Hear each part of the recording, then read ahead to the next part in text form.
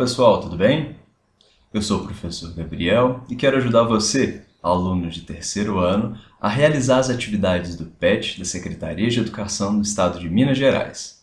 Estamos hoje aí no volume 3 da semana 3 e o tema da aula de hoje é Aristóteles e a mediania. Antes de começar, porém, a gente vai, como sempre, fazer esse apelo a vocês para se inscreverem no nosso canal, para poder acompanhar as nossas postagens, descobrir as novidades. Afinal de contas, o canal está sempre crescendo aí e a ideia é toda ajudar vocês, ok? Então, vamos lá, pessoal!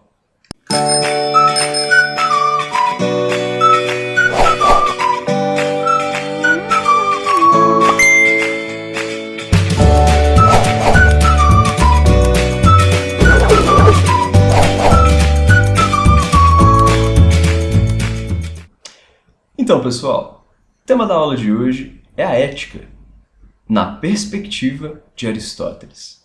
E o Aristóteles, pessoal, foi um pensador, um filósofo antigo que viveu em Atenas, na Grécia, há muitos e muitos séculos atrás.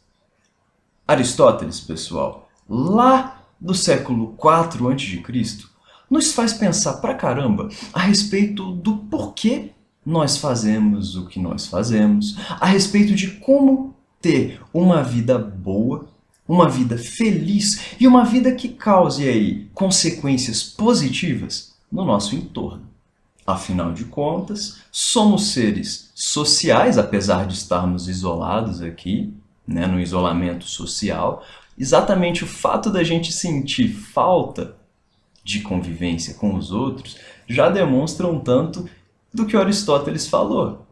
Nós atingimos o nosso máximo na convivência com o outro. Eu sei que está difícil aí para vocês, porque está difícil para mim também. Mas vamos ver o que o Aristóteles nos ajuda a perceber ao contemplar um pouco a vida e as nossas opções. Vamos lá, então? A atividade número 1, ela começa com um questionamento bem interessante aí, que eu imagino que todos vocês já fizeram, já se incomodaram, né? Muita gente associa felicidade ao ganho financeiro. Vamos ver o que Aristóteles pensa. Questãozinha da Universidade Estadual de Londrina. De acordo com Aristóteles, a vida consagrada ao ganho, que tem como fim a riqueza, não é vida feliz.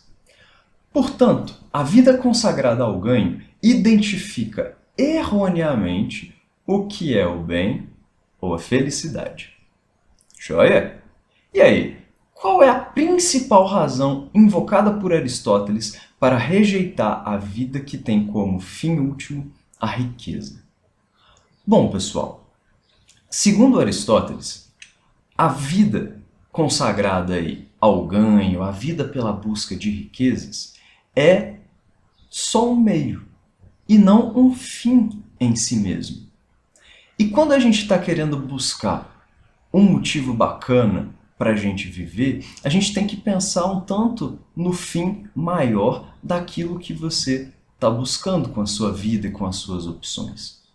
Refletir um tanto sobre os seus objetivos em termos de potencial, de caráter, de talentos, essa sim é uma reflexão mais útil para você obter a felicidade. E segundo Aristóteles, o ganho financeiro, a busca por riqueza, é só um meio para alcançar outra coisa. E por isso é insuficiente viver apenas para acumular riquezas. Ok? Atividade número 2, pessoal. De acordo com o texto, como se adquire a virtude?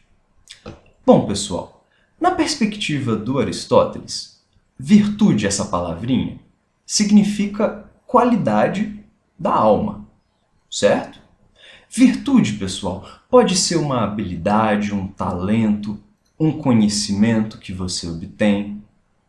E a virtude gera como consequência na pessoa felicidade. Quando nós descobrimos os nossos talentos, os nossos potenciais que podem ser desenvolvidos, a gente obtém uma felicidade diferente porque a gente se encaixa no mundo.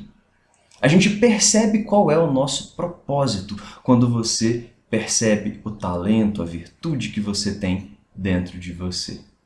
Quando você, nas suas virtudes, gera consequências positivas no mundo, no seu entorno, na política, aí você meio que entende por que você existe.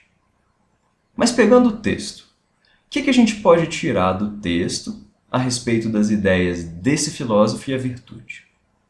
Segundo o texto, a virtude, na perspectiva do Aristóteles, as virtudes são resultado de uma vida pensada, repleta de autorreflexão, uma contemplação racional sobre as suas escolhas. Então, viver de uma maneira impensada, impulsiva, automática, não é um bom caminho para uma vida virtuosa. É pensar no que você pode fazer e o que você não pode fazer.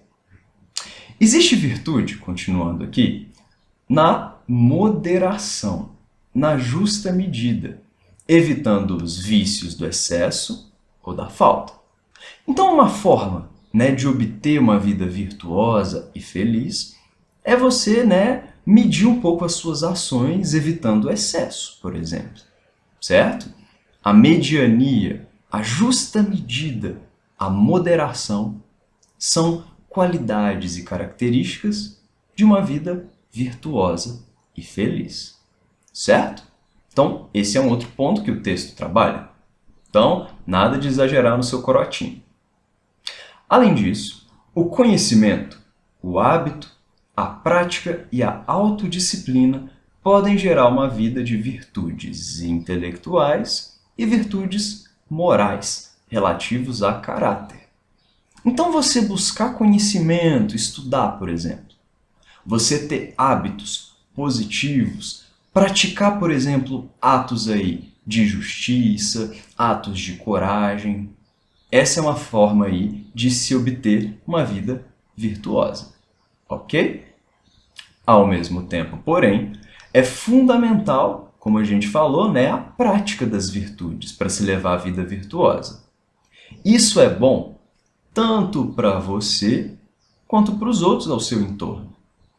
O legal de uma vida virtuosa, pessoal, segundo Aristóteles, é que a gente não apenas obtém felicidade interna, como também, ao buscar esse bem supremo, a gente consegue levar isso para a sociedade, para o seu entorno. Então, uma vida virtuosa é boa para você e para os outros no seu entorno. Ok? Uma pessoa que pratica atos de bondade e coragem não está contribuindo só para si mesma, como também para os outros. Tá dando para acompanhar? Então vamos lá para a atividade 3, pessoal. Escreva um texto relacionando o papel do homem, do ser humano, na prevenção do Covid-19, sendo ele um ser social e político. Então, parando para pensar um pouco nesse cenário de pandemia e parando para pensar um pouco no que diz o Aristóteles, o que vocês podem escrever? Bom, o texto é seu, claro. Entretanto, eu trago algumas sugestões para vocês, ok? Vamos lá então primeiro com alguns fatos biológicos e científicos que eu pude compilar para vocês. Vamos lá. Primeiro, a Covid-19 ou SARS-CoV-2 é um mal, é uma doença, é algo que pode levar à morte de uma parte da população exposta. E mesmo aqueles que são expostos e conseguem sobreviver, existem relatos de sequelas, que são consequências contínuas posteriores à doença, então problemas pulmonares, cardíacos, por exemplo. A doença, causada por um vírus, se espalha a partir de pessoas infectadas. Então, seja por superfícies que essas pessoas tiveram contato, seja por gotículas de água que saem quando você fala, seja até por partículas que ficam suspensas no ar, a doença está aí se espalhando, pessoal. Isso é um fato. Então, Concluindo, o contato social, ou seja, essas reuniões, a circulação de pessoas que estão sempre respirando, falando, soltando essas gotículas, encostando nas superfícies, o contato social acaba facilitando e acelerando o espalhar dessa doença. E aí, o Aristóteles diz o seguinte: o homem, o ser humano, tem responsabilidade moral pelas suas escolhas. Ou seja, pessoal, quando você obtém essas informações, como eu falei aqui em cima, e você entende quais consequências você pode gerar no outro, você ganha uma responsabilidade moral, não é? Tipo, você sabe o que é o certo, você sabe o que é o errado. Então fazer o mal se torna bem complicado para quem já entende as consequências do que pode acabar fazendo. Então, o uso correto de máscaras também já ajuda a diminuir a transmissão. Usar a máscara ou não usar é uma opção, certo? E se você sabe que a opção errada pode acabar gerando consequências ruins para os outros e até para si mesmo, então há uma responsabilidade na sua opção.